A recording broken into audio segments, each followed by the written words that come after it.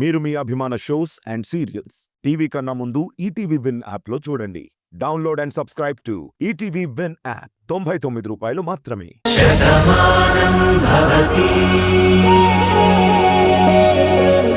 ఈ ఊరు చుట్టూ వాడి పొలాలు ఉన్నాయి కదా, అక్కడి నుంచే మొదలు పెడదాం బావా.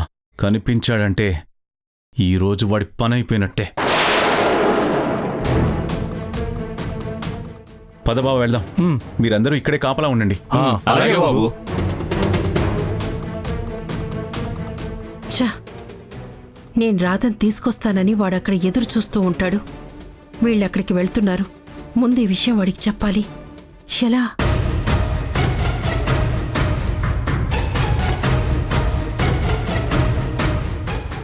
అమ్మగారు, మీరంతా లోపలికి వెళ్ళండమ్మా. వెళ్ళండి. పదండి. నువ్వు ఆ పక్కెళ్ళు. రేయ్, ఆ పక్కెళ్ళండి, నేను ఈ పక్క వెళ్తాను. నువ్వు ఇటు వెళ్ళు. సరే.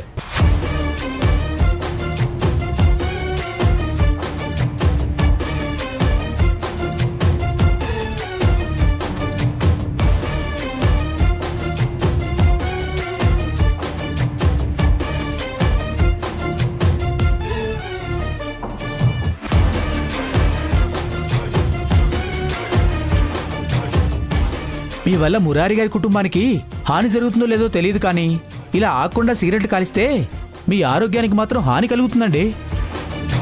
అయినా ఈ నగరానికి ఏమైందని అడగడం ఎన్నిసార్లు మీరు చూడలేదు? అది తెలుసుకొని కూడా ఇలా మీరు కాలుస్తున్నారు అంటే మీ తెలివిని ఏమనుకోవాలి? రేయ్, ఏదైనా అద్భుతం జరిగే ముందు మనిషి చాలా టెన్షన్గా ఉంటాడ్రా. దాన్ని కవర్ చేసుకోవాలంటే ఏదో ఒకటి చేయాలి. నేను ఈ సిగరెట్ కాలుస్తున్నాను అంతే. ఒరేయ్, ఇది ఆనందం కోసం కాదురా. ఆ కుటుంబాన్ని కూడా ఈ సిగరెట్ లాగే కాల్చి బూడిద చేయాలన్న ఆవేశంతో కాలుస్తున్నాను. మీరు ఆవేశంలో అన్ని నిర్ణయాలు తీసుకుంటున్నారు. మీరు ఒకప్పుడు ఊరి మనిషి రుద్రప్ప కాదు. ఇప్పుడు ఈ ఊరి మొత్తానికి శత్రువుగా ఉన్న రుద్రప్ప. ఆ కుటుంబం మీద ఈగ వాలితే ఊరంతా ఒక్కటైపోతుంది. అలాంటిది మీరు వాళ్ళనే చంపడానికి ప్లాన్ చేస్తున్నారు. ఎందుకైనా మంచిది ఒకసారి ఆలోచించండి. పగతో ఉన్న జయప్రద గారు మీతో చేయి కలిపితే ఆమెను కూడా చంపేస్తానంటున్నారు. కీడెంచి మేలెంచాలి అంటారు. మరొకసారి ఈ సంగతి గురించి చనువిచ్చాను కదా అని నాకే అన్నీ చెప్పాలనుకుంటే నేను చేయవలసిన మర్డర్లో ఇంకో సంఖ్య పెరుగుతుంది. మాట అదుపులో ఉంటే నీ ప్రాణం నీ ఒంట్లో ఉంటుంది. ఇలా నన్ను ఇరిటేట్ చేసేలా మాట్లాడితే నీ లెక్క జనాభా లెక్కల్లో లేకుండా పోతుంది.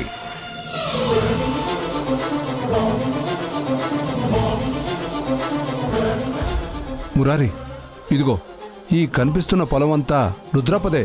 మొత్తం 100 ఎకరాలు ఉంటుంది. కానీ ఇక్కడ దాక్కుంటాడని నువ్వెలా అనుమానిస్తున్నావు బావా? ఇలా తూర్పు వైపుకు వెళితే గుడికెళ్లే దారి కాబట్టి జనసంచారం ఉంటుంది. ఖచ్చితంగా ఇటువైపు ఉండడు. పడమర వైపు ఊరుంది కాబట్టి ఎవరికంటైనా పడే అవకాశం ఉంది కాబట్టి అక్కడ ఉండడు. ఇక ఇటుపక్క దక్షిణం వైపు చెట్లు దట్టంగా ఉన్నాయి కాబట్టి మనుషుల సంచారం చాలా తక్కువగా ఉంటుంది. అందుకనే ఖచ్చితంగా వాడు ఈ పక్కనే దాక్కునే అవకాశం ఉంది.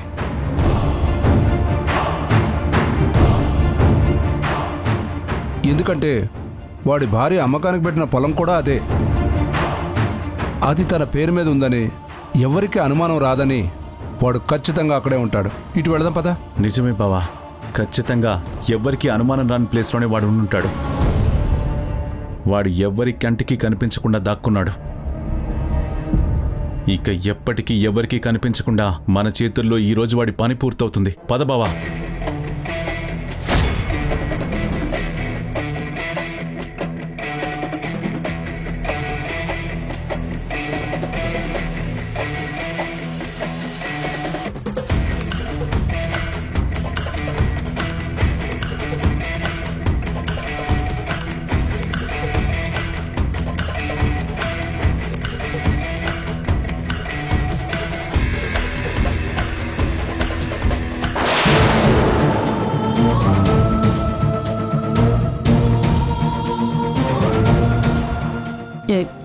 ఏంటే ఏంటి అలా చూస్తున్నావు? నువ్వెందుకంత కంగారు పడుతున్నావు? మా రుద్రప్ప గాడి వల్ల ఎంత ప్రమాదం ఉందో తెలుసు కదా, అందుకే భయపడుతున్నాను. పైగా మీ మావయ్య వాడి అంతు తేలుస్తానని తుపాకీ కూడా పట్టుకుని వెళ్ళాడు కదా, మరి నేను భయపడ్డాలో తప్పే ఉంది. నిజమేనమ్మా, వాడి వల్ల ఖచ్చితంగా మన కుటుంబానికి ప్రమాదం ఉంది. నీకు కూడా ఒక మాట హెచ్చరిస్తున్నాను, వాడి విషయంలో మరీ ముఖ్యంగా నువ్వు జాగ్రత్తగా ఉండాలి. ఏంటి నేను జాగ్రత్తగా ఉండాలని ప్రత్యేకించి చెప్తున్నావు? ఎందుకు? ఎందుకో నీకు తెలీదా? అన్నీ తెలిసే మళ్ళీ ఎందుకు ఇలా మాట్లాడుతున్నావు? ఇదేంటి ఇలా మాట్లాడుతుంది? కొంపతీసి నేనే రుద్రప్పతో మాట్లాడుతున్నానని దీనికి తెలిసిపోయిందా? ఏం మాట్లాడుతున్నావే? ఆయన నాకేం తెలుసు? నీకు డబ్బు పిచ్చి ఎంతుందో నాకు తెలుసు కదమ్మా. నీకు రావాల్సిన వడ్డీ ఎవరైనా ఇవ్వకపోతే వెనక ముందు ఆలోచించకుండా వాళ్ళ ఇంటికి వెళ్తావు, గట్టిగా నిలదీస్తావు. మావయ్య చెప్పాడుగా బయటికి వెళ్ళకూడదని. వడ్డీ అని ఒంటరిగా వెళ్ళి ఆ రుద్రప్ప కంట పడ్డావంటే అంతే. వడ్డీ రాదు సరికదా, నువ్వు ప్రమాదంలో పడతావు. అందుకే చెప్తున్నాను. అమ్మయ్యా, ఇది మాట్లాడిన మాటలు వేరు. నేను అనవసరంగా భయపడ్డాను. సరేలే, అదంతా నేనెందుకు చేస్తాను? నీకంటే మరీ అంత తెలివి తక్కువ దానిలా కనిపిస్తున్నానా? ఇక్కడ నా గురించి ఆలోచించకుండా అక్కడ రాధ ఒంటరిగా ఉంది, వెళ్ళి తన గురించి ఆలోచించు. తనకి జ్యూస్ ఏమైనా కావాలేమో తీసుకెళ్ళివ్వు.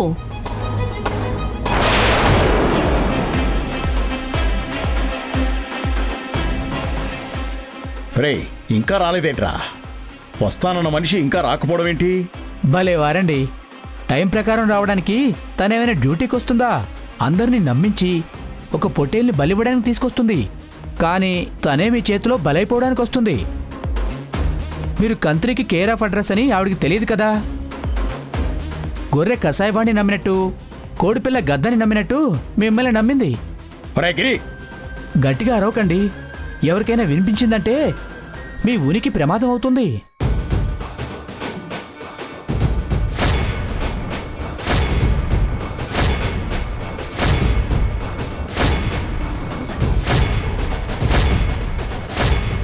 పర్వాలేదమ్మా, ఈ మధ్య నీకు రాధ మీద ప్రేమ బాగానే పెరిగింది. ఎప్పుడు ఒకేలాగే ఉంటారా? మనుషులు మారరా? నువ్వే నన్ను అన్ని మాటలన్నాక నా కూతురుతోనే మాటలు పడ్డం ఎందుకని నేను మారాను. సరే, నన్ను ఏదో ఒకటి అండం మానేసి ముందు తనకేం కావాలో వెళ్ళి చూడు పో.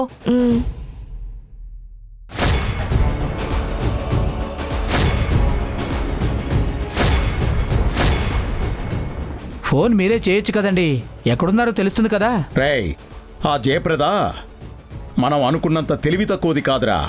తన ఫోన్ నుంచి ఫోన్ చేస్తే ఎవరికైనా అనుమానం వస్తుందని వేరే నెంబర్ నుంచి చేస్తుంది. నాకు చేసేటప్పుడు మాత్రమే ఆ సిమ్ ఫోన్లో వేసుకుంటుంది, తర్వాత తీసేస్తుంది. అట్నుంచి ఫోన్ రావడమే కానీ ఇట్ నుంచి చేసే ఆప్షన్ లేదు.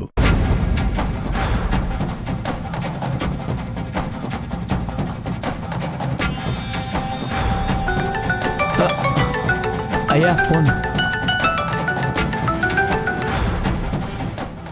ఏంటి జయప్రద, ఇంకా రాధను తీసుకురాలేదేంటి? అసలు ఎప్పటి నుంచి ఎదురు చూస్తున్నాడో తెలుసా నీకు? ఆ రాధని కత్తికి బలివ్వాలని నా మనసు తహతహలాడుతుంది తెలుసా? నీకోసం అక్కడికి మురారి మా ఆయన వస్తున్నారు, ఆ సంగతి నీకు తెలుసా?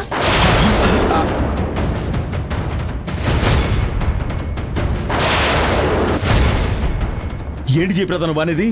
ఇప్పుడు నేను నీకు అన్నీ చెప్పే అంత సమయం లేదు. నువ్వు ఊర్లోకి వచ్చావని ఇంట్లో అందరికీ తెలిసిపోయింది. మురారి గన్ను పట్టుకొని నిన్ను వెతుకుతూ బయలుదేరాడు. ఈ ఊర్లో నిన్ను కనిపెట్టడం పెద్ద కష్టమేమీ కాదు. ముందు అక్కడి నుంచి పారిపో, లేదంటే నువ్వు పగ తెచ్చుకోవడం కాదు, నా తమ్ముడు తుపాకీకి నువ్వే బలైపోతావు. గిరి, కథ అడ్డం తిరిగిందిరా. మురారి నన్ను వెతుక్కుంటూ నన్నే చంపడానికి వస్తున్నాడంట. ముందు మనం ఎక్కడి నుంచి పారిపోవాలి. పదండ్రా.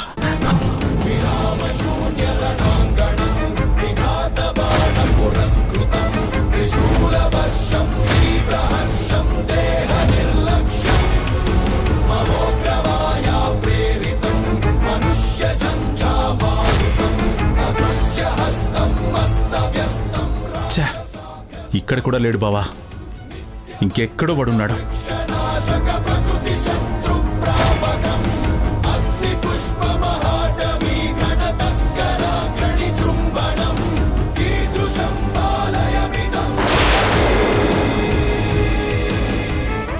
లేదు మురారి, వాళ్ళు ఇంతవరకు ఇక్కడే ఉన్నారు. కావాలంటే చూడు. నిజమే బావా. అంటే మనం ఇక్కడికి వస్తున్నామని వాడికి ముందే తెలిసింది. ఎలా తెలుసుంటుంది? తెలివిగా తప్పించుకున్నాడు. పద వెతుకుదాం.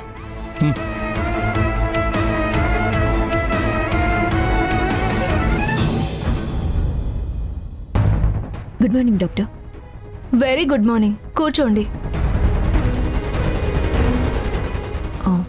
హలో డాక్టర్ గారు. హో నీలిమా, నువ్వా? ఏంటి డాక్టర్ గారు, చాలా బిజీగా ఉన్నట్టున్నారు? నా బిజీ సంగతి సరే, ఇండియాకి వచ్చినప్పటి నుంచి ఒక్కసారైనా నువ్వు నా దగ్గరికి వచ్చావా? ఏదో ఒక కారణంతో బిజీగా ఉన్నాను. పోనీ మీరేమైనా కలిసారా? డాక్టర్ అంటే 24/7 సర్వీస్. ఎప్పుడు ఎలాంటి కేసు వస్తుందో, ఏ ఫోన్ వస్తుందో తెలీదు. నీకో విషయం చెప్పనా? నేను ఒక్కోసారి ఈ హాస్పిటల్లోనే పడుకోవాల్సి వస్తుంది. ఇంటికి కూడా వెళ్ళడం కుదరదు. అది నా పరిస్థితి. పోనీలే, ప్రాణాన్ని పోసే ఉద్యోగం చేస్తున్నావుగా, అది ఎప్పటికీ సంతోషంగానే ఉంటుంది. ఏంటి నీ మాటల్లో ఇంత మార్పు వచ్చింది? ఆ, ఇదంతా పెళ్లి కాబోతున్న మహత్యమేనా? ఇది వరకు ఒక మాట మాట్లాడితే దానికి 10 మాటల సమాధానం వచ్చేది. ఇప్పుడు 10 మాటలు మాట్లాడితే ఒక్క సమాధానం వచ్చి మిగతాదంతా నవ్వుతూనే సమాధానం ఆపేస్తున్నావు. నీ కాబోయే శ్రీవారు నిన్ను బాగానే మార్చేశాడు. అయినా ఏంటి ఇంత సడన్ గా ఇక్కడికి వచ్చావు? పెళ్లికి పిలవడానికా? ఏ పిలిస్తే కానీ రారా? పిలవకపోతే నేనే వచ్చి ఎందుకు పిలవలేదని గొడవ పడి నీ పెళ్లి భోజనం చేసి మరీ వస్తా. నాకు తెలుసు. కానీ నేనిప్పుడు వచ్చింది పెళ్ళికి పిలవటానికి కాదు. ఈ మధ్య కాస్త మెంటల్గా చాలా టెన్షన్ పడుతున్నాను. అస్సలు నిద్ర పట్టడం లేదు. అందుకే నిద్ర పట్టడానికి ఏమైనా టాబ్లెట్స్ ఇస్తావేమోనని అడగటానికి వచ్చాను. అంతేనా? పెళ్లి ముందుందంటే నిద్ర పట్టదు. ఎందుకంటే శ్రీవారి గురించి తలుచుకుంటూ ఉంటావు కదా. తర్వాత ఎలా ఉంటారో అని ఇప్పుడే ఊహించుకుంటూ ఉంటే నిద్రెలా పడుతుంది? దాన్ని మెంటల్ టెన్షన్ అనరు, తీపి ఊహలు అంటారు. మీరనుకుంటున్నట్టుగా నేనేమీ ఊహించుకోవడం లేదు. నాకున్న టెన్షన్స్ నాకు చాలా ఉన్నాయి. అదేంటి? నువ్వు కోరుకున్న సంబంధమే కదా. ఆ ఇంట్లో వాళ్ళందరూ నిన్నే కావాలనుకుంటున్నారు. ఇంకా టెన్షన్స్ ఏముంటాయి? చెప్పాను కదా చాలా ఉన్నాయని. టాబ్లెట్స్ అయితే ఇవ్వండి.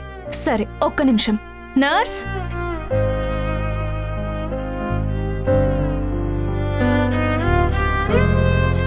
ఈ టాబ్లెట్స్ తీసుకొచ్చివ్వు. అలాగే డాక్టర్. చేస్తావా? తప్పకుండా చేస్తావా? మాటిచ్చి తప్పవు కదా. ఈ పెళ్లి ఆపే. డాక్టర్, ఇదిగో ఈ టాబ్లెట్స్ వేసుకో. ఈ రోజు రాత్రి ఒకటి వేసుకో. ఇక ఏ ఆలోచన ఉన్నా ప్రశాంతంగా నిద్రపడుతుంది. అవును, ఈ టాబ్లెట్స్ని పెద్దవాళ్ళు వేసుకుంటే ఏ ప్రమాదం రాదు కదా? అదేంటి? నీకు నిద్ర పట్టకపోతే నువ్వే వేసుకోవాలి. అంతేకాని పక్క వాళ్ళకు వేస్తే నీకెందుకు నిద్ర పడుతుంది? జోకులాపి అడిగిన దానికి సమాధానం చెప్పండి. చూడు, నిద్ర పట్టే మాత్రలు 1 2 వేసుకోవాలి. నువ్వు నాకు బాగా తెలుసు కాబట్టి నీకు ఇన్నిచ్చాను. కానీ వయసుకి తగ్గట్టు ఎవరి డోసేజ్ వాళ్ళకుంటుంది. అలా ఒకరికి వేయవలసిన టాబ్లెట్ ఇంకొకరికి వేయకూడదు. ఏమైనా వేస్తే మరి ప్రమాదమా? అదేంటి అండర్లైన్ చేసి మరీ అడుగుతున్నావు? అంటే ఇదెవరికైనా వేయాలనుకుంటున్నావా? లేదు లేదు, మా ఇంట్లో బామ్మ పెద్దావిడున్నారు. అప్పుడప్పుడు ఆవిడ కూడా నిద్ర పట్టకుండా చాలా బాధపడుతూ ఉంటారు. ఆవిడకి ఇవ్వచ్చేమో అని అలా అడుగుతున్నాను. ఇస్తే ప్రాబ్లం ఏముండదు. కానీ వయసు పెద్దదంటున్నావు కదా, ఇవ్వకుండా ఉండడం మంచిది. గాఢ నిద్రలోకి వెళ్ళాక బీపీ ఏదైనా డౌన్ అయ్యిందంటే కొంతవరకు ప్రాబ్లం వస్తుంది. అందుకని వీలైనంత వరకు అవాయిడ్ చెయ్యి. ఒకవేళ కాదు అని ఇబ్బంది పెడితే ఇచ్చినా ప్రమాదమేమీ లేదు కదా? చెప్పాను కదా, దీనివల్ల ప్రమాదమేముండదని. కానీ ఒకవేళ ఆవిడికి అలాంటి సమస్య ఏదైనా వస్తే నాకొక ఫోన్ చెయ్యి. ఏ టాబ్లెట్ అనేది నేను రిఫర్ చేస్తాను. మ్, సరే, ఇంకేంటి నీ పెళ్లి కబుర్లు? ఇంకా పెళ్లి జరగలేదు కదా. అయ్యాక అన్ని విషయాలు వచ్చి చెప్తాను. వస్తాను.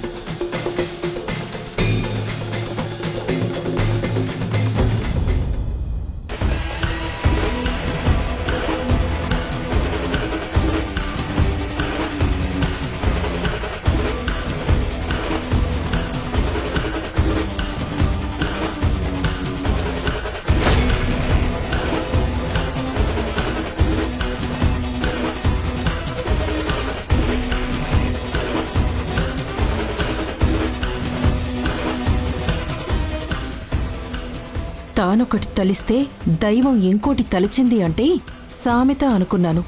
అదే జీవితం అని ఎప్పుడే తెలిసింది. తెలివిగా దీన్ని తప్పిద్దామనుకుంటే తెలివి తక్కువగా వాడు ఉన్నాడన్న విషయం తెలిసిపోయింది. ఊరంతా ఈ ఇంటి మీద వాడి మీద కాపలా పెట్టారు. ఇప్పుడు ఏం చేయాలో అర్థం కావడం లేదు. కిట్టయ్యా, ఎన్నో తరాలుగా ఈ ఊర్లో పగలు ప్రతీకారాలు లేకుండా, కులమత తారతమ్యాలు లేకుండా అందరం ఎంత సామరస్యంగా కలిసుండేవాళ్ళం. ఊరికి మనం ఉన్నామన్నది ధైర్యం అయితే ఈ ఊరు మన వెనకున్నది అన్నది మన బలం.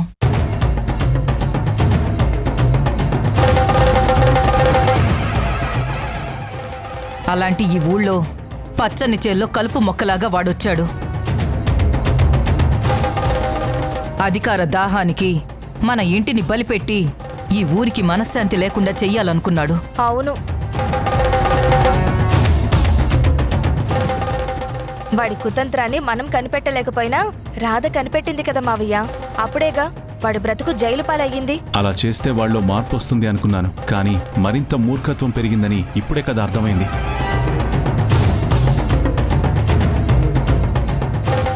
చివరికి వాడిక్కడ తలదాచుకున్నాడన్న నిజం మనకి తెలిసి వాడి గురించి వెతుక్కుంటూ వెళ్ళాము.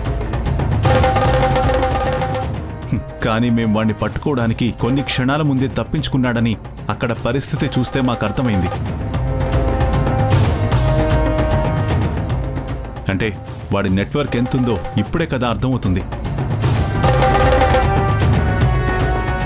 వాడికి ఎప్పుడో బెయిల్ వచ్చినా ఇన్ని రోజులు ఊరి పొలిమేరలో కూడా అడుగు పెట్టలేదు. ఈ ఊరికి వాడొస్తే వాడి పరిస్థితి ఎలా ఉంటుందో వాడికి కూడా తెలుసు. అందుకే ఎక్కడో పట్నంలో రోజు పోలీస్ స్టేషన్లో సంతకం పెడుతూ అక్కడే బతుకుతున్నాడు. అక్కడే ఉన్నాడు కదా అని మనం తేలిగ్గా తీసుకున్నాం. కానీ ఇప్పుడు ఇంత సడన్గా ఎందుకు వచ్చినట్టు?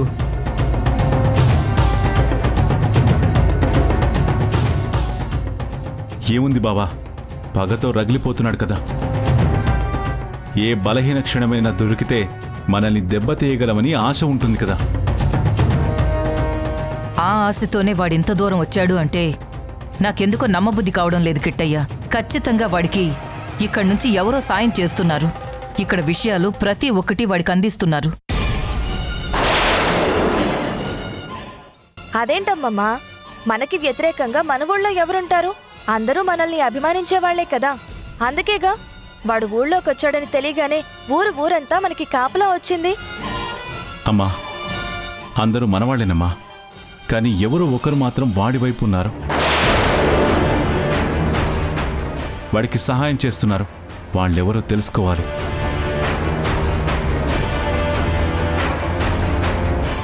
అయినా ఒక కుటుంబాన్ని నాశనం చేయాలనుకునే వాళ్ళు మనుషులు ఎలా అవుతారు? మంచి మనసుంటే అందరూ దగ్గరవుతారు. ఈ నిజాన్ని వాడు తెలుసుకోలేకపోయాడు. అలాంటి వాళ్ళకి సాయం చేసే వాళ్ళు ఉన్నారు అంటే వాళ్ళని ఏమనాలో కూడా అర్థం కావట్లేదు.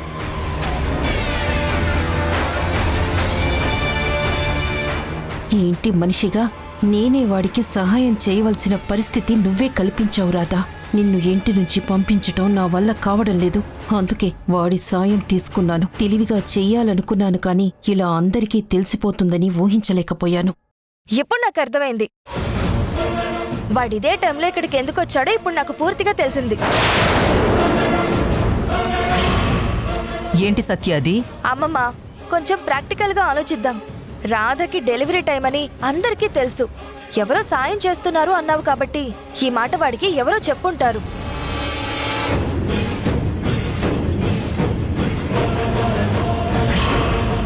ఖచ్చితంగా రాధని మావయ్య పట్టణంలో ఉన్న హాస్పిటల్కి తీసుకెళ్తాడని తెలుసు. మావయ్య ఊళ్ళో ఉండడు కాబట్టి ధైర్యంగా వాడు వచ్చుంటాడు. నువ్వు చెప్పింది నిజమే సత్య. అమాయకంగా మాట్లాడినా సరైన మాటే చెప్పావు. అవును సత్య, నేను ఊర్లో ఉండను కాబట్టి ఇక్కడ బలం తక్కువగా ఉంటుంది. అప్పుడు ఇంటి మీద అటాక్ చేస్తే వాడు అనుకున్నది సాధించగలను అని ఊహించుకుని ఉంటాడు. వాడు ఖచ్చితంగా అదే ప్లాన్తో వచ్చాడు. అసలు వాడికి ఇక్కడ విషయాలు చేరవేస్తున్న వాడిని ముందు కనిపెట్టాలి. అప్పుడు వాళ్ళంతా చూడాలి. తిన్నింటి వాసాలు లెక్క పెట్టేవాడిని, ఉన్న ఊళ్ళోనే కాపు కాసేవాళ్ళని, వెన్నుపోటు పొడిచేవాళ్ళని ఎటువంటి పరిస్థితుల్లో క్షమించకూడదు. అలాంటి వాళ్ళని పంచాయతీలో నిలబెట్టి కొరడాతో కొట్టి చర్మం ఒలిచేయాలి. కొట్టి వదిలేస్తే బుద్ధి రాదు. ఇలా చేసిన వాళ్ళకి సరైన గుణపాఠం ఏంటి అంటే ఊరి నుండి వెలెయ్యాలి.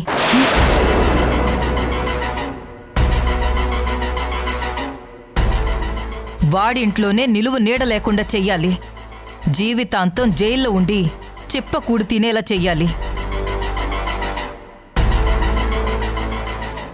చెప్పాను కదా, అలాంటి వాళ్ళు ఏ ఇంట్లో ఉన్నా సరే మెడ పట్టుకుని బయటికి గెంటేసి కటకటాల పాలు చెయ్యకపోతే నా పేరు భువనేశ్వరే కాదు.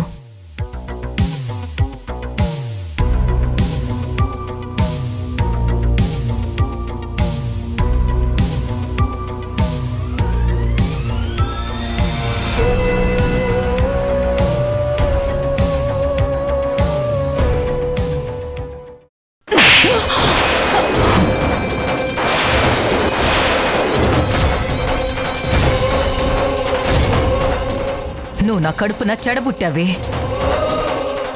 కూతురు అంటే ఇంటికి లక్ష్మీదేవి అనుకున్నాను, కానీ నువ్వు నా ఇంటికి జ్యేష్ఠాదేవిలా తయారయ్యావు. ఇక నీకు ఈ ఇంట్లో స్థానం లేదు. బయటికి వెళ్ళిపో. తమ్ముడు, కనీసం నువ్వేనే క్షమించు. నాకు ప్రాణమైన రాధ ప్రాణాలు తీయాలని ప్రయత్నించావు. అలాంటి నిన్ను నేను క్షమించాలా? అమ్మా, నీకు ఈ ఇంట్లో ఉండే అర్హత లేదు. పో బయటికి. నడు. అమ్మా, అమ్మా.